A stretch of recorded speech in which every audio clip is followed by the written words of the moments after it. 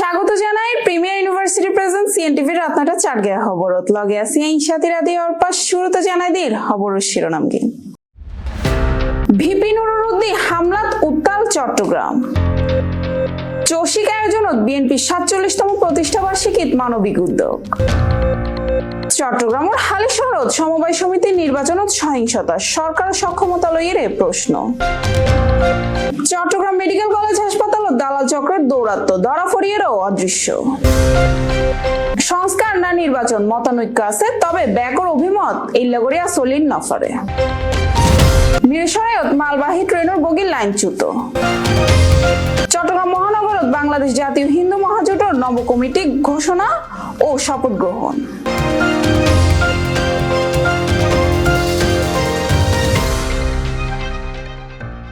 এবার বিস্তারিত। চট্টগ্রামের ঢাকা বিশ্ববিদ্যালয়ের সাবেক ভিপি নুরুল হকর উদ্দিন হামলার ঘটনাত উত্তেজনা ছড়াই ফুটছে। ঘটনার পর শহরের বিভিন্ন এলাকায় বিক্ষোভ মিছিল বাইর হয়। ছাত্র যুব সমাজে হামলার তীব্র নিন্দা জানাইয়ে দায়ীসকলের দ্রুত গ্রেপ্তার ও শাস্তির দাবি জানাই।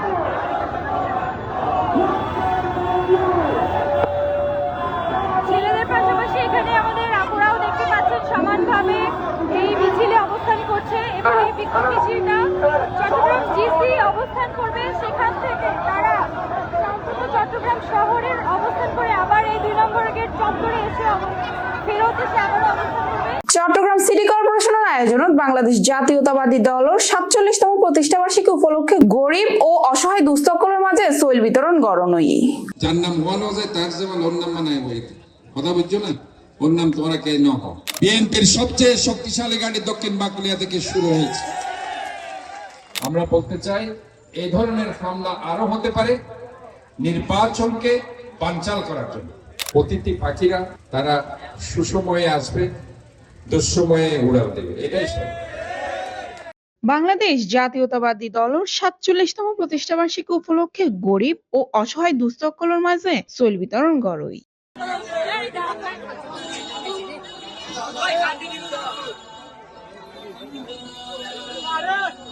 আজিয়ে ৩০ আগস্ট নগরীর ১৯ নং দক্ষিণ বাকলিয়া ওয়ার্ডের নয়া মসজিদ ফোরকানিয়া মাঠ প্রাঙ্গণত এই অনুষ্ঠান অনুষ্ঠিত হয়। অনুষ্ঠানত সভাপতিত্ব করছে নওয়াব আলী খান। প্রধান অতিথি আছিল চট্টগ্রাম সিটি কর্পোরেশনের মেয়র ডাক্তার শাহাদাত হোসেন। প্রধান বক্তা হিসেবে উপস্থিত আছিল দক্ষিণ জেলা বিএনপির সাবেক আহ্বায়ক আবু সুফিয়ান। এই সময় আরো উপস্থিত আছিল আনোয়ার হোসেন লিপু, চট্টগ্রাম মহানগর বিএনপি সদস্য কামরুল ইসলাম, সাবেক কাউন্সিলর ইয়াসিন চৌধুরী আসুদ্দ স্থানীয় নেতৃবৃন্দ।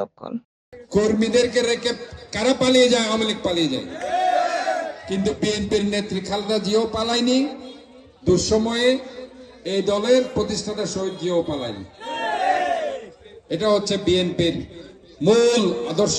অতিথি পাখিরা তারা সুসময়ে আসবে, দুঃসময়ে উড়াল দেবে, এটাই সত্য।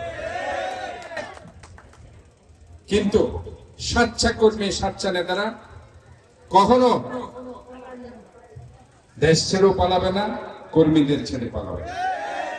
এখানে নির্যাতনের শিকার হয়েছে, নিষ্পেষণের শিকার হয়েছে, অন্যায় অত্যাচারের শিকার হয়েছে।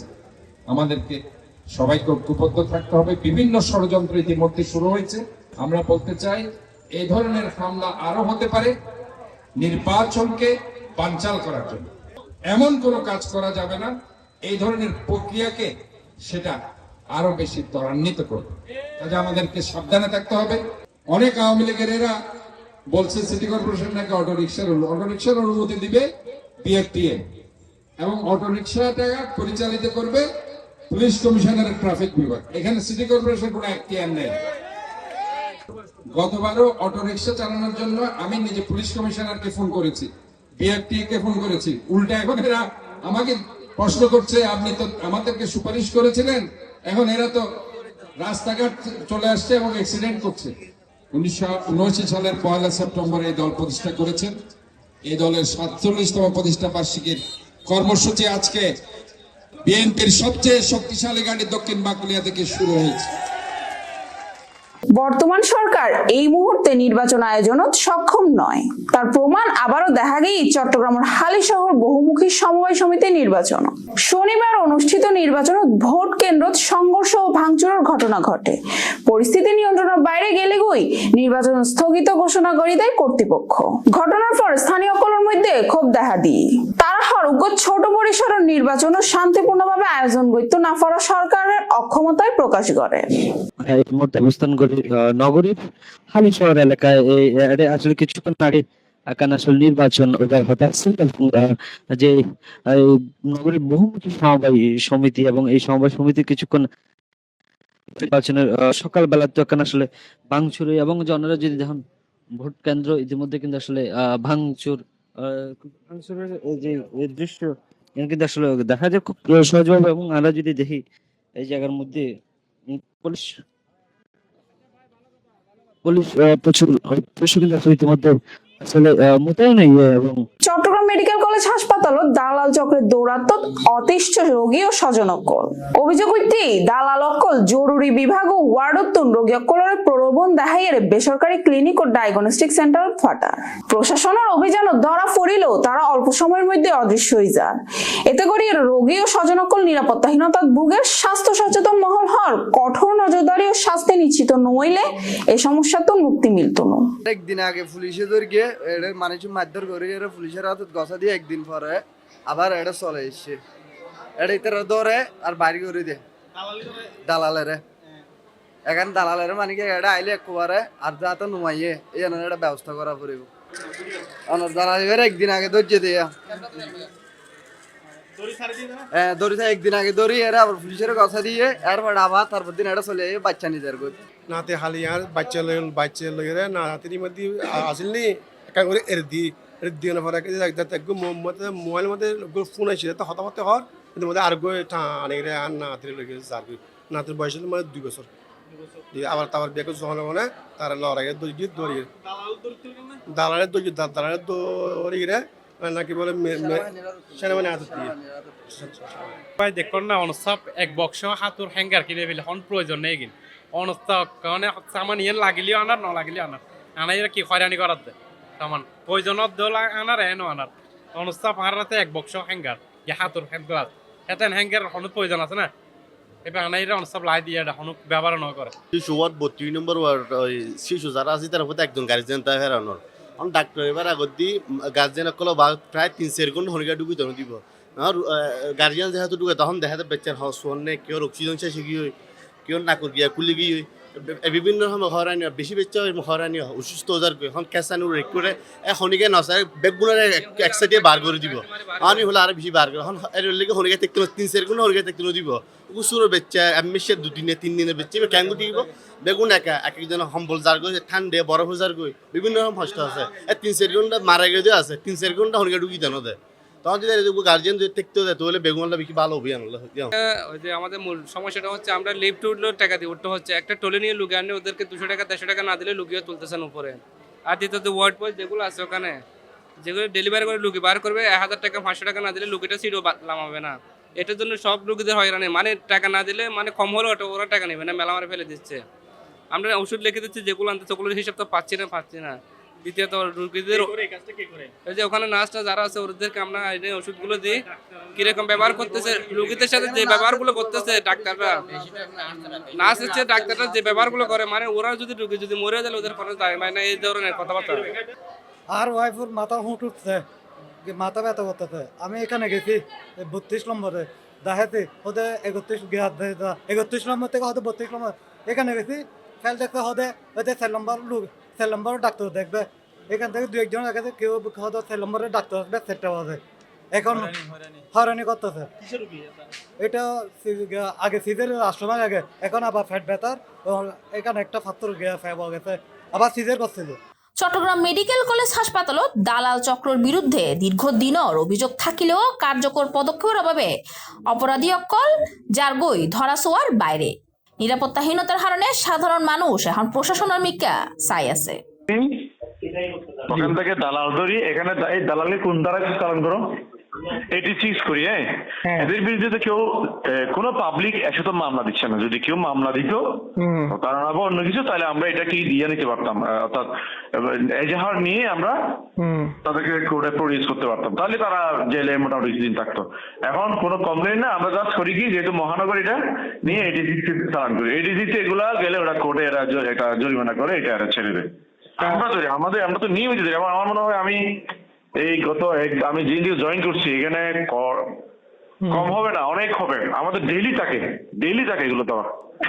আচ্ছা আচ্ছা, ওখানে আমরা দেখলাম এই যে মূল হচ্ছে তুফানের বাড়ি সজীব যে আছে আলী, হ্যাঁ, এই ধরনের এরা কিন্তু বারবার কিন্তু ওই যে চিটাং মেডিকেলে বিভিন্ন ইয়েতে হয় মোবাইল চুরি করতে ফেলতেছে, না হলে বিভিন্ন ধরনের কায়দা ওরা কাজ করতেছে। এখন আমরা ওই যে আনসারের যিনি আছে দায়িত্ব আছে, ওনার বক্তব্যটা আমরা নিলাম, কিন্তু ওনারা বলছে আমরা পুলিশকে বুঝাই দিছি, আবার পুলিশ বলছে না আমরা বুঝে পাই নাই। তাহলে একটা ওদের না আনসাররা পুলিশকে বুঝে দিলি পাই নাই, এটা আপনি কোন লেভেলে ইন্ডিয়া কথা বলছেন, কোন পুলিশ? এটা কি এসআই না কনস্টেবল? ওখানে হচ্ছে আশিস সাহেব ছিল। আশিক তো সাব ইন্সপেক্টর। হ্যাঁ, ওরা আশিককে বুঝাই দেয়, সেটা আমি থানার সাথে টানলে হবে না। আশিক আমাদেরকে বুঝে দেয়, আশিক আমাদেরকে যেটা বুঝে দিচ্ছে সেটা আমরা পাচ্ছি। আচ্ছা আচ্ছা আচ্ছা, এবং আমরা এটা চালান করতেছি, পুলিশের সাথে বুঝে সমন্বয় আছে। এখন ওখানে ওরা কি বুঝাই দিয়ে, অবশ্যই এরা বুঝাই যায়। আমি জানি যে আনসার মাঝে মধ্যে আমাদেরকে পুলিশ দিয়ে আশিক আমার বলে স্যার আনসার এতজন আমাদেরকে ধরা দিচ্ছে, আমি এগুলো আমাদের থানায় পাঠাই যাও, থানা থেকে আমরা তাদেরকে কোর্টে প্রডিউস করি। আচ্ছা আচ্ছা আচ্ছা, এটা মূল ফ্যাক্ট না। এখানে আপনাকে ডিপে যাওয়ার আরো অনেক কিছু আছে, সেটা আপনি ডিপলি দেখলে পাবেন। এটা সমন্বয়হীনতা, এটা একেবারে প্রাইম বিষয় হইতে পারে না। রাজনীতির অঙ্গনত সংস্কার না নির্বাচন, এই ইস্যুত মতানৈক্য তাহিলেও ব্যাক একমত। বর্তমান অচল অবস্থা আর চলিত দঞ্জাইতুনো বিভিন্ন রাজনৈতিক দল, নাগরিক সমাজ ও পেশাজীবী সংগঠন হর দেশের স্থিতিশীলতা ফিরে আনতে সমঝোতা জরুরি। তারা মনে করে সংস্কারের পথ বা নির্বাচনের মাধ্যমে জানেও জনগণের আস্থা ফিরন ফরিব। ব্যর্থ সরকার 18 মাসে কি দৃশ্যমান কি করবে? আসলে দেশ সাধারণত শেষ করে দিয়ে এই সরকারের শেষ করে দিয়ে দ্রুত নির্বাচন, মানে খুবই দ্রুত নির্বাচন না হলে ভালো হয় আমার মতে। বিএনপি যে অবস্থা করতেছে এখন, বিএনপি এখন ওরা তো আসবে, নির্বাচন হলে আমার মনে হয় বিএনপি আসবে, আর তো কোনো ওয়ে নাই না আসুক, এখন যেমন এখন থাকুক। এখন তো পরিস্থিতি বেশি খারাপ, দেশেও তুলতে হনো শৃঙ্খলা, আইন শৃঙ্খলা হনো নাই, মানে যারা যে মারে হাইতে এখন দেশের সাতকা বাড়ে গিয়ে নিত্য প্রয়োজনীয় জিনিসও যে হিসাবে মূল্য বাড়ছে, সাধারণ মানুষে এই রিক্সাওয়ালা, ভ্যানওয়ালা আর সাধারণ শ্রমিক হলে যে অত্যাচার কিন পায়, কষ্ট কিন পায় ইনসিমের বাইরে। ফেব্রুয়ারিটা হলে কারণ বেস্ট হয়, মানুষের একটা বছর পাচ্ছে, মানুষের সবকিছুর দিকে, কারণ হচ্ছে আপনার অর্থনৈতিক দিক থেকেও অনেক কিছু থেমে গেছে, ব্যবসা বাণিজ্য, এখন মানুষ ইনভেস্ট করতেও মানে 10বার চিন্তা করে। হ্যাঁ, অবশ্যই আমাদের আইন শৃঙ্খলার একটা নিরাপত্তার ব্যবস্থা করতে হবে, আইন শৃঙ্খলা বাহিনীদের আরো সচেতন হতে হবে। ব্যর্থ সরকার 18 মাসে কি দৃশ্যমান কি করবে?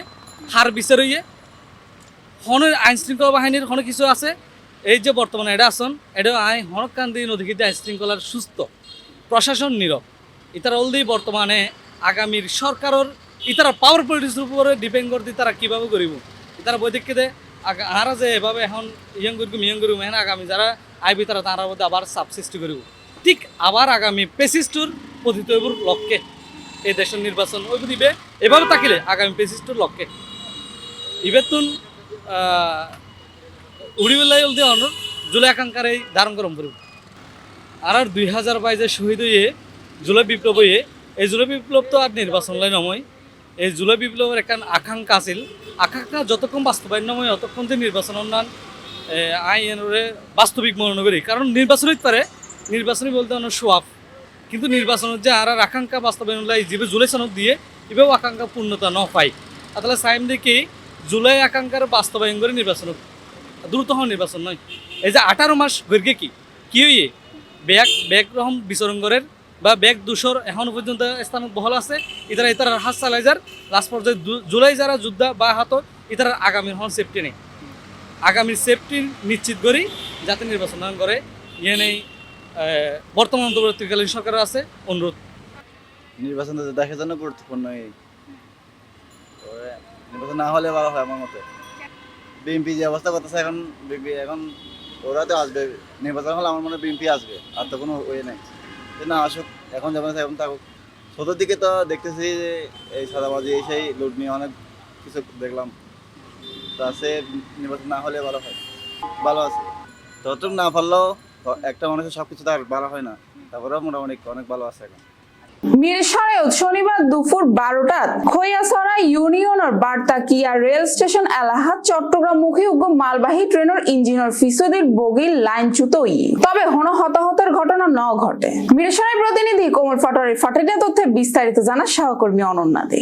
চট্টগ্রামের মিরসরাইত পূর্বাঞ্চল রেলওয়ে চট্টগ্রামমুখী মালবাহী ট্রেনের ইঞ্জিনের ফিসদির বগি লাইনচ্যুত এতে হন হতাহতের ঘটনা ন ঘটে। পরে উদ্ধারকারী টিম আইয়েরে চাকা লাইনের উদ্দি তুলিবার হাম শুরু করে। শনিবার 30 আগস্ট 12টার দিকে উপজেলার খৈয়াছড়া ইউনিয়নের বারাতকিয়া রেল স্টেশন এলাকাত এই ঘটনা ঘটে। বারাতকিয়া রেল স্টেশন সূত্রে জানা গিয়ে চট্টগ্রামমুখী মালবাহী ট্রেনের ইঞ্জিনের ফিসদির বগি লাইনচ্যুত হয়। এই ঘটনার চট্টগ্রামমুখী লেনত ট্রেন চলাচল বন্ধ থাকিলেও ঢাকামুখী লেন দিয়ে উভয় মিক্কা ট্রেন চলাচল গড়ানোর ফলে ট্রেন চলাচলত কোনো অসুবিধা নর। বারাতকিয়া রেল স্টেশন মাস্টার মোহাম্মদ শামসুদ্দোহ জানান লাইনচ্যুত ওইজন বগি উদ্ধার করে উদ্ধারকারী টিম আইয়েরে চাকা লাইনের উদ্দি তুলতে সক্ষম হই। চট্টগ্রামের আন্দরকিল্লাস্থ বাগিশিক মিলনায়তনত শুক্রবার বাংলাদেশ জাতীয় হিন্দু মহাজোট চট্টগ্রাম মহানগরের নবনির্বাচিত কমিটির ঘোষণা পরিচিতি ও শপথ গ্রহণ অনুষ্ঠান অনুষ্ঠিত। বোয়ালখালী প্রতিনিধি রাজীব ধরের ফাটেনে তথ্যে বিস্তারিত জানা সহকর্মী অনন্যা দে। বাংলাদেশের সনাতন সমাজের তাদের স্বাধীনতা প্রতিষ্ঠা করার জন্য এবং তাদের অধিকার আদায়ে আমরা ঐক্যবদ্ধভাবে কাজ করার জন্য আমাদের আজকে এই প্রস্তুতি।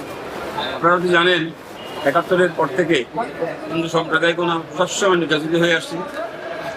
কোনো রাজনৈতিক দলে আমাদেরকে আশ্রয় দেয় নাই, আমাদেরকে আশ্রয় দেয় নাই। বরাবর প্রত্যেকটা রাজনৈতিক সংগঠনের হারে আমরা নির্যাতিত হয়েছি। তাই আজকে আমরা রুখে দাঁড়িয়েছি একটা শপথ দিয়ে যে আমরা আমাদের স্বাধিকার প্রতিষ্ঠা করার জন্য আমাদের পৃথক নির্বাচন দরকার। আমরাই আমাদের নেতা নির্বাচন করব, আমাদের সেই নেতাই পার্লামেন্টে দাঁড়িয়ে আমাদের কথা বলবে।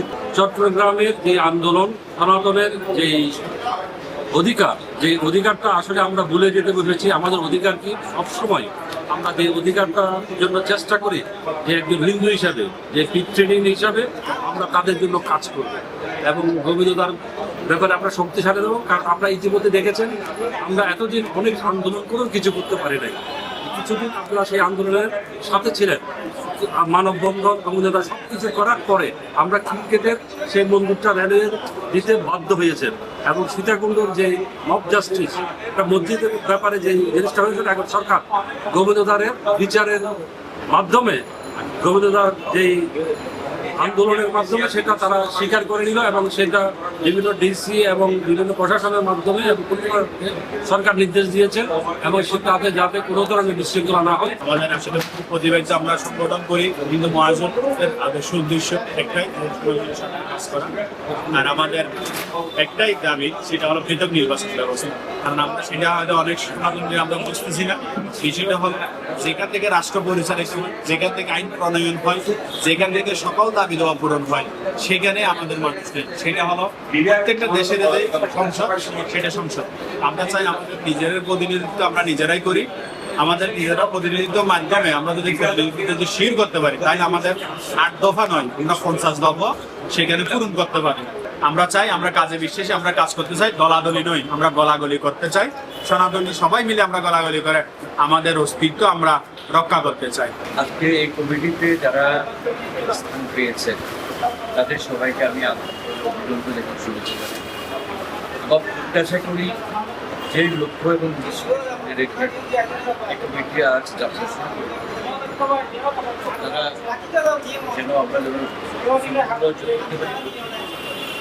আমাদের সর্বোপরি লক্ষ্য হয়ে একটা সনাতন সংস্থায় কেউ ঐক্যবদ্ধ করে আমাদের দাবি দাবাগুলো। আজকে যে মহানগর কমিটি গঠিত হয়েছে, মহানগর কমিটিকে আমাদের কমিটির পক্ষ থেকে শুভেচ্ছা।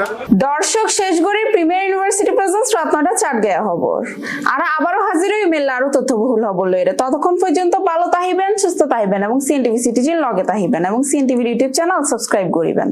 ধন্যবাদ।